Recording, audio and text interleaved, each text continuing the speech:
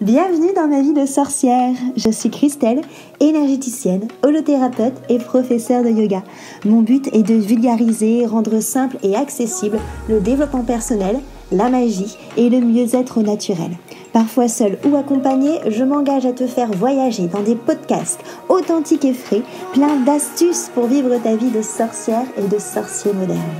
Petite page de pub avant de commencer notre sujet magique du jour. Si tu veux que je te guide à trouver vraiment qui tu es et surtout à construire la vie dont tu as vraiment envie, une vie qui est alignée avec toi, je t'invite à cliquer sur le lien qu'il y a dans la petite description pour avoir ta consultation gratuite avec moi de 30 minutes. Comme ça, on va pouvoir papoter et on va pouvoir voir quel outil magique justement je peux prendre pour venir t'aider et te guider. Je te dis à très vite dans un rendez-vous. En attendant, on passe à notre sujet magique du jour.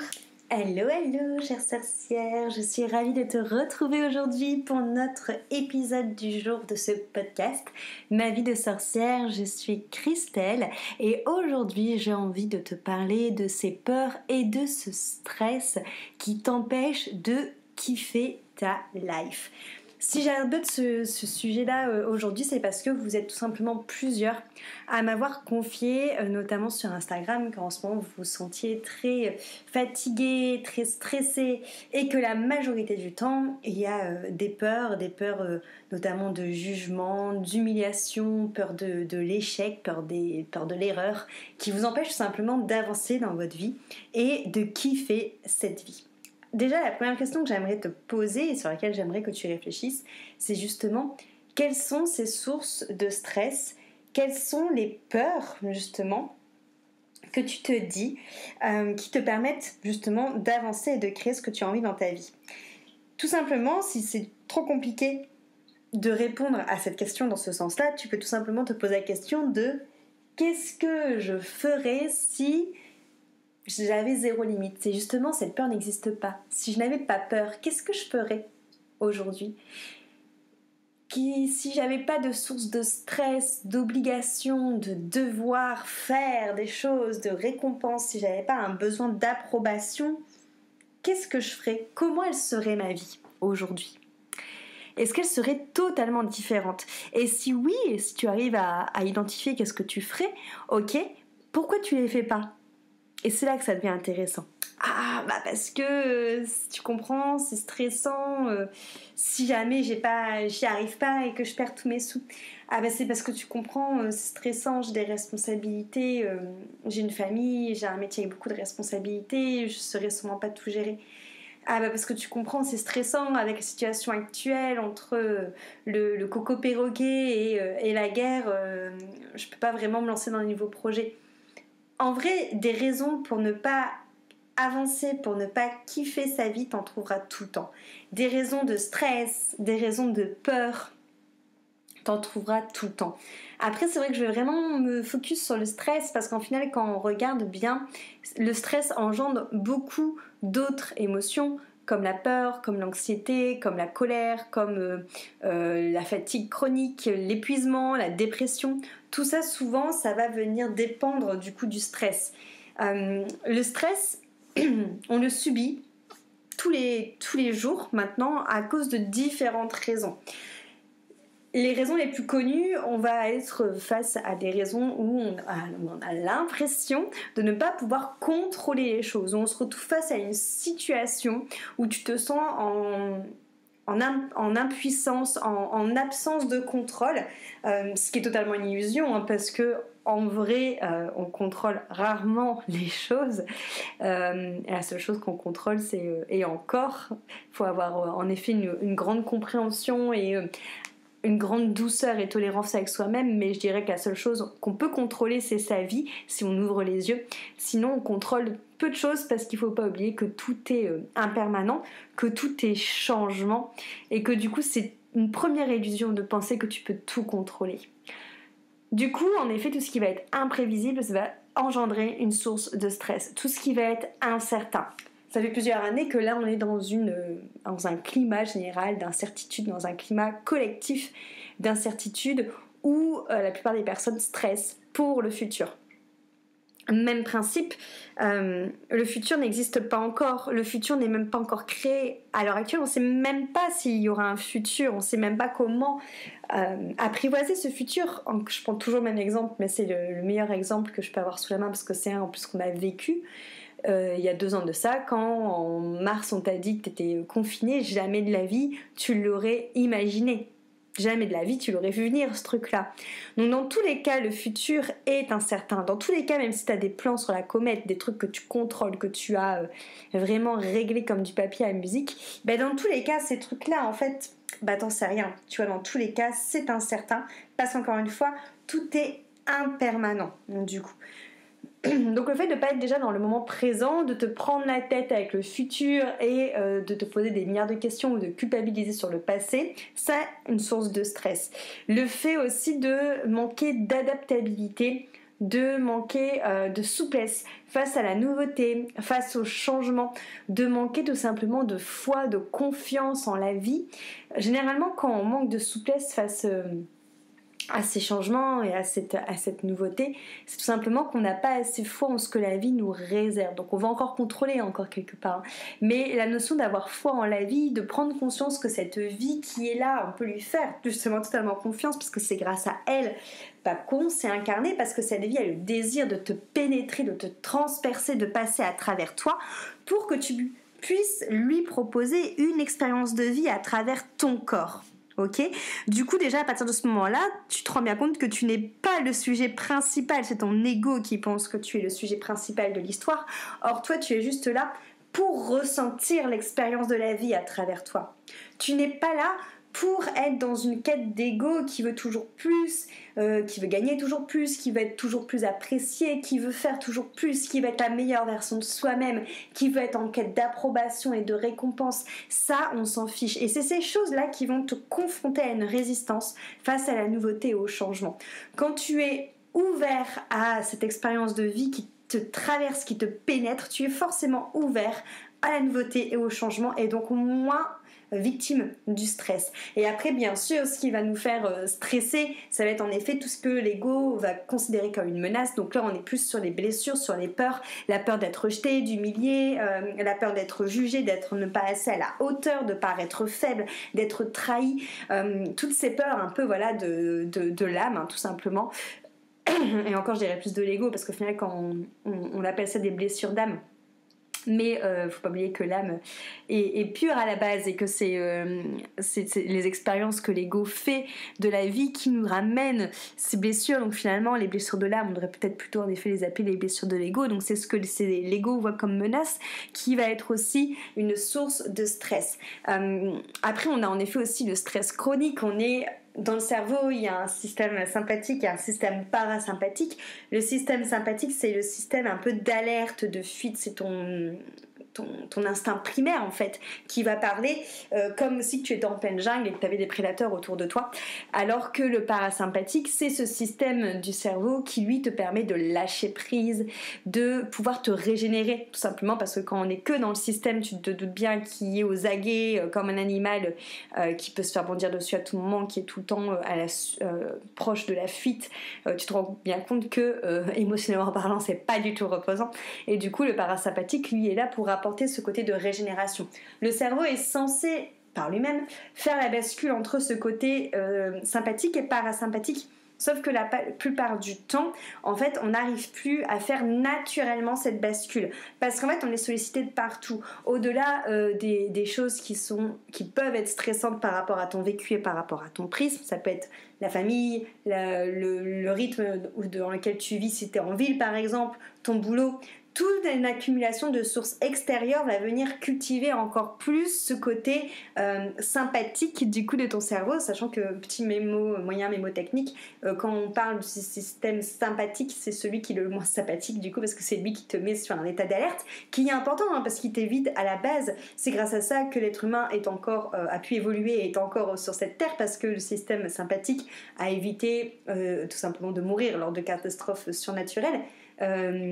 Et du coup de nous permettre d'évoluer, mais là il est trop affûté et il nous permet pas d'aller assez dans le parasympathique. Donc déjà on a des vies qui nous stimulent ce côté sympathique Et en plus, c'est un truc tout con, mais les médias qui nous mettent tout le temps des couches de trucs stressants sur la tronche, les notifications de téléphone qui sonnent tout le temps, les bruits autour, la fatigue aussi sonore, la fatigue oculaire à être tout le temps appelée par des images, par des choses qui bougent dans l'animation. Tout ça va en plus encore engendrer, va encore plus nourrir ce côté stress, ce côté sympathique du cerveau, et va venir faire comme une sorte de marinade qui tout au long de la journée va vraiment venir macérer, que tu vas cultiver, et en fait tu as peu d'occasion de sortir de cette quête du faire, tu as peu d'occasion de ralentir, de prendre du temps pour toi et de tout simplement d'évacuer ce stress. Le problème, c'est que quand on est stressé, on a du mal à s'endormir parce qu'on est stressé, ou alors on s'endort parce qu'on est tellement fatigué par le stress qu'on n'en peut plus, mais on a des rêves qui ne sont pas réparateurs parce que même dans tes rêves tu continues de stresser, ce qui fait que tu as une nuit mouvementée comme si tu dormais dans un milieu hostile, et du coup forcément ça va pas du tout te reposer, et donc cette fatigue va accentuer encore plus le stress, et du coup on est vraiment sur une sorte de serpent qui se mord la queue, de vieux cercle vicieux. Sachant que tout ce qu'on voit autour de nous, donc tout ce stress au final qui vient nous nourrir, encore une fois, comme je te le dis, le stress est relié au système sympathique qui est censé être relié quelque part à notre peur primaire. Quand je parle de la peur primaire, il faut savoir que la peur, à la base, c'était en effet quelque chose d'important, parce que c'est quelque chose qui nous permettait de survivre. La peur, au final, comme c'est relié au stress, c'est à la base un sentiment qui est très archaïque, qui est très primaire, parce que c'est un sentiment qui a du sens seulement si la situation dans laquelle tu es actrice, seulement la situation dans laquelle tu es en train de vivre, te menace de mourir physiquement ou te menace de mourir psychiquement. Et là, quand tu te poses et que tu réfléchis, tu te dis, en fait, actuellement, dans tous les stress et dans toutes les peurs que je suis en train de vivre, en fait, il n'y a peut-être pas forcément tant de danger de mort, finalement, que ça. Ça me stresse d'aller parler à tel garçon dans un bar. Est-ce qu'il y a un danger de mort physique ou psychique ? Non. Ça me stresse je sais pas moi, de lancer ce projet qui potentiellement pourrait foirer, et du coup... Et j'ai dit à tout le monde que j'allais y arriver et j'arriverai jamais à faire autant de ventes. Est-ce qu'il y a un danger de mort physique ou psychique ? Non plus. Voilà, il y a plein d'exemples comme ça généralement où quand tu réfléchis finalement à ton stress qui t'anime, la peur de l'échec, la peur d'être jugé, la peur d'être rejeté, la peur d'être moqué, d'être humilié, trahi, tout ce que tu veux, concrètement parlant, il n'y a jamais de peur de mort physique ou psychique, tu vois. Le stress et la peur, à la base, ça sert vraiment à ça, à t'empêcher de mourir. Et c'est pour ça que ça sert à quelque chose, quand même, tu vois. Mais là, on est dans une société qui va venir vraiment exagérer, en fait, tout ça. Ce qui fait que la plupart des gens ne kiffent pas leur life, tout simplement parce qu'ils stressent ou qu'ils ont peur pour, en fait, rien. Tu vois, et si tu nourris cet état de peur en fait qui clairement te dessert, parce que tu ne peux, c'est toujours en fait des excuses, et encore une fois des excuses tu en trouveras tout le temps.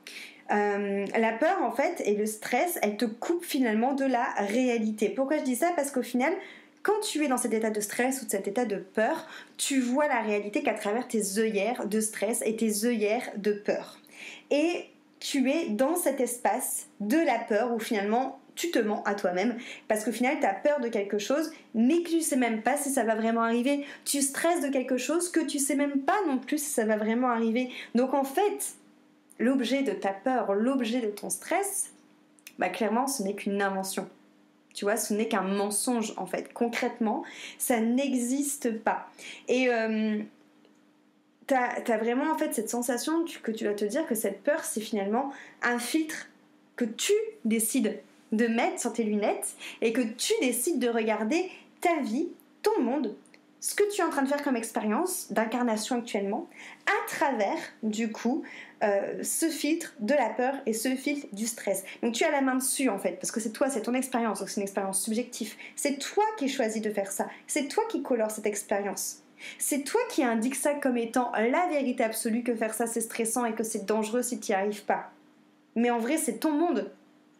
C'est la société qu'on nous fait croire, mais c'est pas le monde tel qu'il est. C'est pas le monde tel qu'il est comme il est relié au tout. Tu vois, c'est pas le monde tel qu'il est si t'avais foi en toi, si t'avais foi en la vie et si t'étais souveraine et responsable de ce que tu crées. Ça serait totalement notre monde, ça. Ce serait totalement notre monde si tu prendrais tes responsabilités de ton bien-être, si tu prendrais la responsabilité de te dire, ok, à partir de maintenant, je me fais plus influencer par le stress extérieur, parce que je décide à partir de maintenant que ça ne m'appartient pas. Je décide à partir de maintenant que ça n'a plus d'impact sur moi. Là, tu prendrais tes responsabilités. Là, tu enleverais tes lunettes, tu enleverais ce filtre de peur et de stress et tu deviendrais souveraine de ce que tu ressens. Donc oui, des fois, tu ressentirais de la peur et du stress, mais ça serait justifié parce qu'encore une fois, là, il y aurait peut-être un danger potentiel de mort physique ou psychique, mais ça arrêterait d'avoir un impact total sur ta vie où tu n'oserais pas kiffer, où tu n'oserais pas entreprendre, où tu n'oserais pas créer et avancer et où tu serais toujours dans une sorte de marinade, de système sympathique du cerveau qui t'engendre l'anxiété, la fatigue, la colère, la peur, l'angoisse, toutes ces choses-là pourries.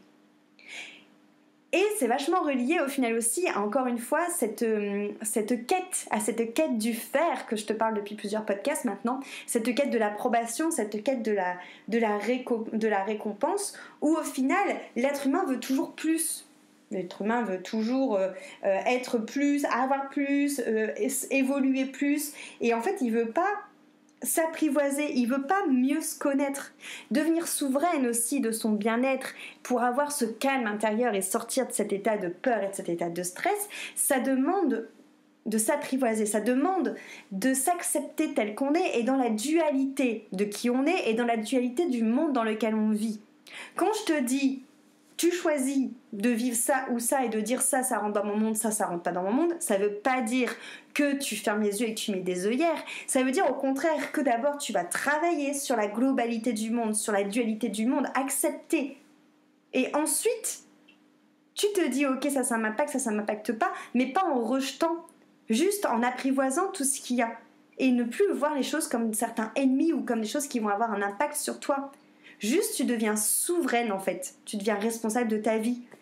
C'est toi qui prends les clés en main. Et c'est là où on avance. C'est là où on kiffe son incarnation. Tu vois, c'est carrément différent du coup. Donc comment est-ce qu'on fait pour sortir justement de cet état de stress, de cet état de peur quotidienne? Voilà, je te l'ai déjà introduit, hein, mais à mon sens, c'est en devenant souveraine du coup de ce que tu décides de vivre. Là, j'ai créé un programme qui va commencer samedi 2 avril, donc tu peux t'inscrire jusqu'à vendredi soir pour ce programme. C'est un petit programme de 7 heures qui va être en 5 modules et qui est dans le but justement de t'apprendre à prendre ses responsabilités d'incarnation. Donc il y a plusieurs choses déjà grâce à ce programme. Pour sortir de cet état de stress et de colère, on va d'abord venir travailler sur, comme je te l'ai dit, cette notion de faire foi, d'avoir foi en la vie, d'avoir foi en fait sur le fait déjà d'apprendre à te connaître, d'apprendre à comprendre quels sont les schémas dans lesquels tu te mets, dans lesquels tu te juges, qui te font rentrer et que tu mets ces lunettes de peur et ces lunettes de stress, du coup, qui te font croire que le monde est cette vérité. En fait, on va changer déjà les lunettes. Je vais te montrer comment est-ce que tu peux potentiellement voir le monde autrement si toi, tu décides de prendre la responsabilité de changer tes lunettes et de prendre ces lunettes qui vont t'emmener dans ton monde intérieur. Le monde intérieur, tu sais, c'est cette partie en nous, à l'intérieur de nous, où des fois, ça t'arrive quand tu fais quelque chose, tu sais pas pourquoi, mais t'es sûr que ça va fonctionner. T'es sûr que ça va fonctionner, t'y as foi, tu vois, t'y crois. C'est cette partie de toi où à l'intérieur de toi, tu as foi, où tu es sereine, où tu es pleine, où tu es entière, légère, calme. En fait, c'est tout simplement cet endroit de toi où c'est la vie qui te traverse, où c'est quelque chose de plus grand que toi qui te traverse. La vie, justement. Cette vie, comme je te l'ai dit au début du podcast, qui te pénètre pour faire l'expérience de la vie à travers ton corps et qui a prévu des grandes choses pour toi. Et qu'en fait, c'est toi toute seule qui freine cette vie à cause de ce stress, à cause de ces peurs, à cause de ces croyances que tu as. Donc quelque part, tu bloques ton expansion quand c'est comme ça. Cet endroit à l'intérieur de toi, au lieu de te mettre dans un état de restriction, de privation, de contraction quand tu te sens stressé ou quand tu as peur, eh ben, il vient plutôt te connecter à un endroit où tu es en ouverture. par rapport au monde extérieur, à ton monde aussi à toi, et où tu vas être réceptacle de toutes les choses qui sont là pour te toucher, parce que la vie va te transpercer. En fait, c'est notre état naturel, on l'a juste tous oublié parce qu'on s'est fait pourrir le cerveau.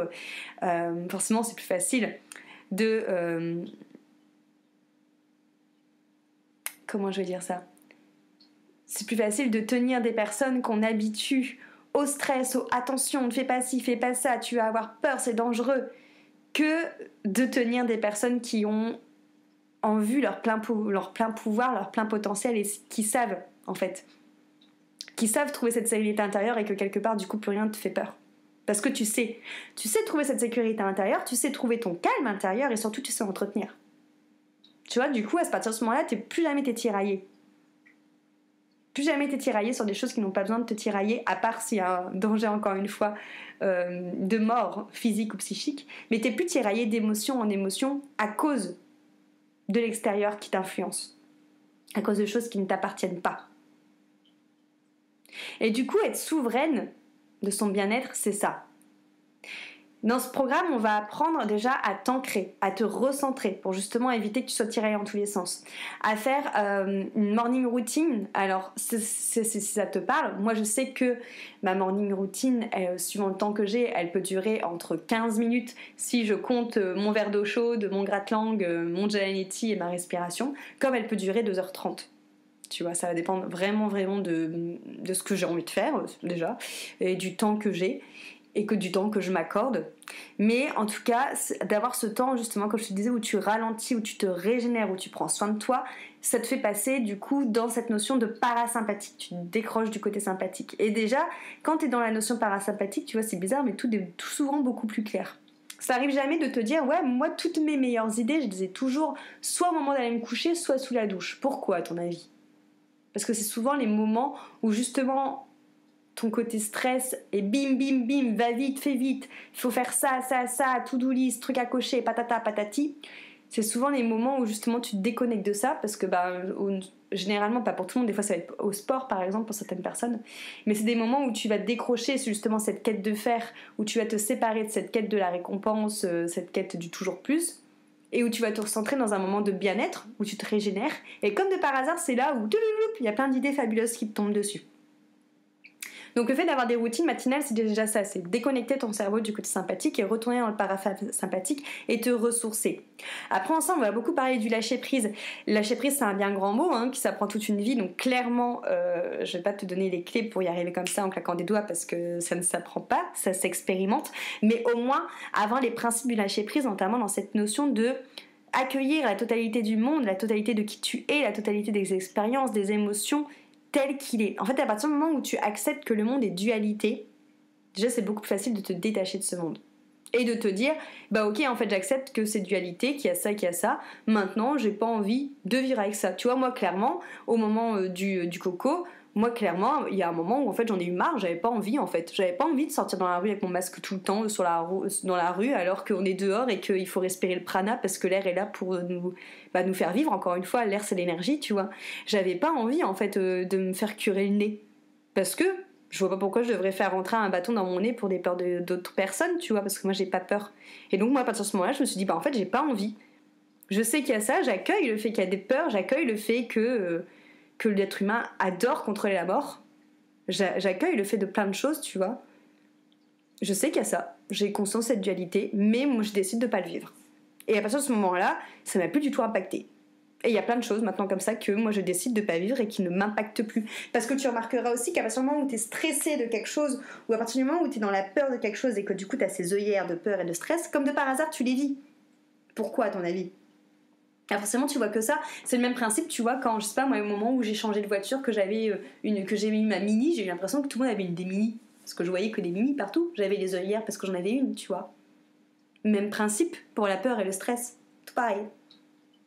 Ensuite, dans ce programme, on travaillera aussi sur la manifestation, parce que justement, comme je te l'ai dit, ok, tu lâches prise, ok, donc tu sais ce que tu veux vivre, après tu sais ce que tu veux plus vivre, on va manifester du coup ce que tu veux vivre. Du coup, grâce à cet atelier, tu vois, on va identifier ce que tu veux vivre et on va tout simplement se dire, ok, je manifeste ce que je veux vivre et je permets à la vie de passer à travers moi d'être le réceptacle de cette vie pour m'incarner pleinement par rapport à ce que je dois expérimenter de joyeux, de beau. Parce que la vie, elle est forcément joyeuse et belle en fait. C'est nous, ce qu'on met autour, qui va venir nous permettre de faire une autre expérience un petit peu moins joyeuse et belle. Un peu plus dans, comme je te l'ai dit, dans le côté contraction. Ensuite, le 4e module de ce programme, ça sera autour du yoga nidra et de la sonothérapie pour t'apprendre justement à aller te reconnecter à ton intérieur et à entretenir ce calme et cette sérénité intérieure. Donc là, ça sera vraiment autour des instruments de musique. Ça marche super bien parce que les vibrations des instruments de musique font vibrer l'eau qui se trouve dans tes cellules et du coup permettent de décristalliser les blocages que tu peux avoir. Et le dernier atelier, ça sera autour justement du moment présent et du foi en la vie, du coup. Et bien sûr, il y aura aussi un cercle de fermeture et des questions que tu pourras me poser tout le long de ce programme. Mais c'est vraiment un programme qui me tient vraiment à cœur parce que c'est vraiment quelque chose qui est dans l'air du temps actuellement. En ce moment, on est plusieurs à capter plein de choses en même temps. Des idées, des canalisations. Il y a vraiment un élan des énergies pour permettre aux personnes de arrêter en fait d'être un Calimero, d'arrêter d'être un bon petit soldat et en fait tout simplement de subir sa vie. La plupart des personnes, quand tu leur demandes s'ils ont kiffé de vivre ou s'ils s'amusent dans leur vie, en fait ils savent pas, parce qu'en fait ils sont dans un métro boulot dodo, parce que c'est juste des personnes qui passent leur temps à entretenir ou à réaliser des rêves des autres ou à rentrer dans des cases parce qu'on leur a dit que ça ou ça c'était bien. Mais en fait, c'est qui tous ces gens pour te dire ce que tu dois faire? En fait, c'est toi qui choisis ta vie, tu vois. C'est toi qui, justement, va aller ouvrir les portes de ton monde intérieur, découvrir ta sécurité intérieure et arrêter d'aller chercher cette sécurité à l'extérieur à cause de dictats qu'on t'a dit ou de cases dans lesquelles il faut rentrer, tu vois. C'est faux, en fait, tout ça. C'est pas la vraie vie, c'est pas la vraie incarnation, c'est pas la vraie expérience. La vie, elle est là, elle est belle pour que tu puisses vibrer et créer ton expérience à toi, en fait. Même moi, dans ce programme, je vais pas te dire ce que tu dois faire. Je vais juste te permettre de t'émanciper de justement des on-dit, des conditions, des consignes qu'on te donne pour que tu puisses créer tes propres consignes. Voilà ce que j'avais à dire en tout cas autour de ce stress et de ces peurs qui t'empêchent de kiffer ta life. Et je souhaite vraiment que tout le monde puisse trouver en tout cas cette force en soi pour incarner pleinement la vie qui passe à travers nous et se détacher en fait, parce que encore une fois on n'a rien à gagner une fois que t'es juste là en fait, t'es juste là pour vivre, tu dois pas gagner ta vie, tu dois pas gagner le respect, t'as rien à gagner parce que t'as déjà tout gagné en fait. J'espère que ce podcast t'aura plu. Si tu veux des informations sur le programme, alors il commence vendredi, n'importe quoi. Il commence samedi, mais vendredi se terminent les inscriptions, pareil.